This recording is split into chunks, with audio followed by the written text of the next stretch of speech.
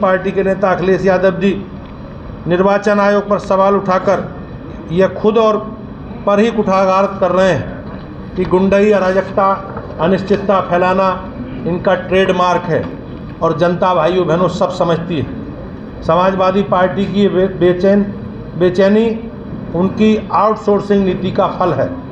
वे फर्जी पहचान पत्र बनाकर मतदाताओं को प्रदेश में आउटसोर्सिंग कर रहे हैं। आरक्षण में भी ये धर्म विशेष को संविधान को ताक पर रखकर आउट ऑफ कॉन्टेक्स्ट जाकर आरक्षण देना चाहते हैं, जो स्वीकार्य नहीं है। समाजवादी पार्टी की तिलमिलाहट इसलिए है कि जनता इनके खिलाफ है और जनता ने समाजवादी पार्टी के जंगल राज को ठीक प्रकार से समझ और पहचान लिया है।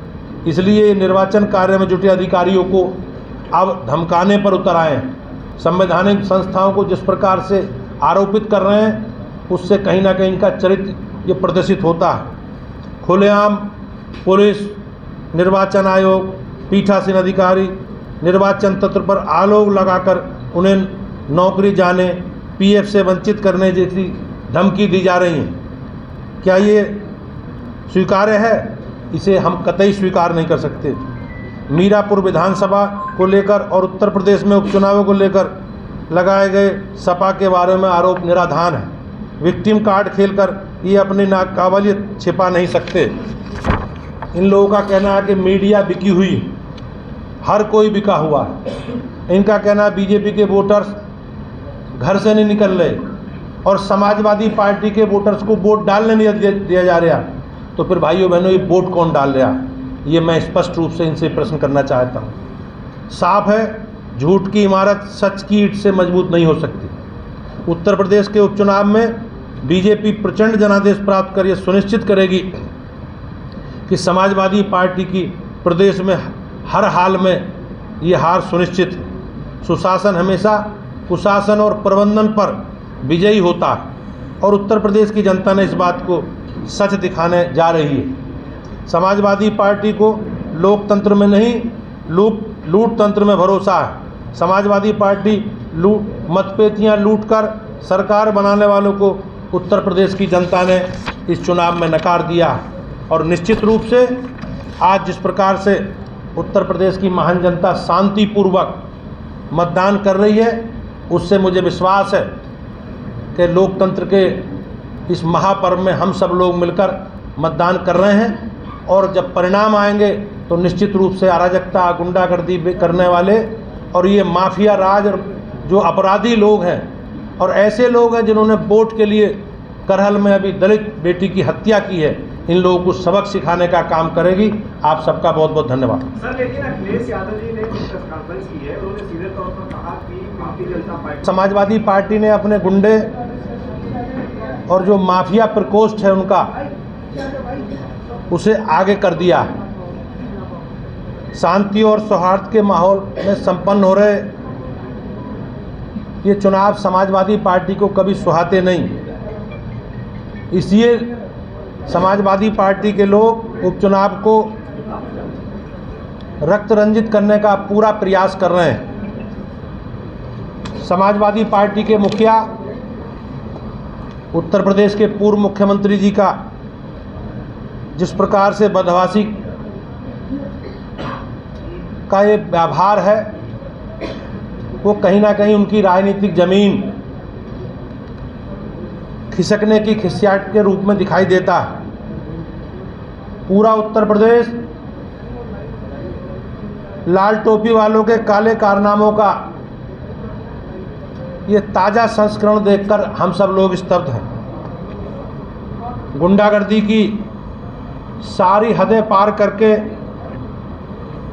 इंसानियत को शर्मसार करते हुए बूथ संख्या 13 के गांव कजरा में एक दलित समाज की बेटी की जिस प्रकार से नृशंस हत्या की, ये हम सब के लिए दुखद है। लड़की के माता पिता का कथन है कि उनकी बेटी की हत्या समाजवादी पार्टी के नेताओं ने इसलिए की है कि उनकी बेटी ने भारतीय जनता पार्टी के पक्ष में मतदान करने की बात कही थी और ये वीडियो में कहीं ना कहीं जो उनकी माताजी का पिताजी का वीडियो आपने देखा होगा, उसमें उनके बयान में ये चीज़ें परिलक्षित हो रही।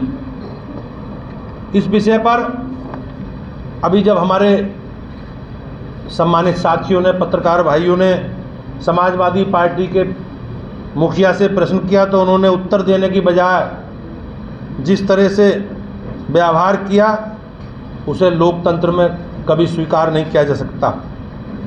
लाल टोपी वाले गुंडों का कृत्य एक बार फिर सबके सामने है। पीडीए का नारा देने वाले अखिलेश यादव के लाल टोपी वाले गुंडों ने करहल में दलित समाज की बेटी की जिस प्रकार से निर्मम हत्या की है, वो कहीं ना कहीं प्रदर्शित होता। समाजवादी पार्टी के मुखिया अखिलेश यादव जी अपनी पार्टी के गुंडों को नियंत्रित रखना चाहिए, बाकी पुलिस और प्रशासन अपनी कार्रवाई करेंगे। उपचुनाव वाले क्षेत्रों में समाजवादी पार्टी ने बाहर से बुलाकर जिस प्रकार से अराजक तत्वों को बुलाकर चुनाव को प्रभावित करने की कोशिश की है, वो हम सबके सामने है। जिस प्रकार से बुर्का पहनकर महिलाएं फर्जी वोटिंग कर रही हैं, वो भी कहीं ना कहीं आपके सामने आया है। मैनपुरी में सैफई परिवार और अखिलेश यादव के गुंडे फिर से आतंकवाद का माहौल बनाने का प्रयास कर रहे हैं।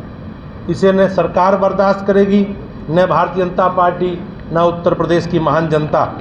इन लोगों का कहना है कि लोगों की आईडी पुलिस चेक ना करे। ऐसा कैसे हो सकता है? फर्जी मतदान करना समाजवादी पार्टी की पहचान है।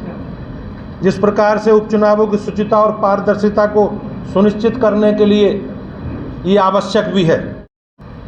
निश्चित रूप से आपने देखा होगा समाजवादी पार्टी ने 2-3 दिन से जिस प्रकार से माहौल बनाना शुरू किया, उससे समाजवादी पार्टी ने अधिकारियों को धमकाना, संवैधानिक संस्थाओं पर प्रश्न लगाने का काम किया। उससे वो ये मान चुके हैं कि प्रदेश की जनता अब अराजकता करने वालों के, गुंडागर्दी करने वालों के, बलात्कारियों के साथ नहीं है।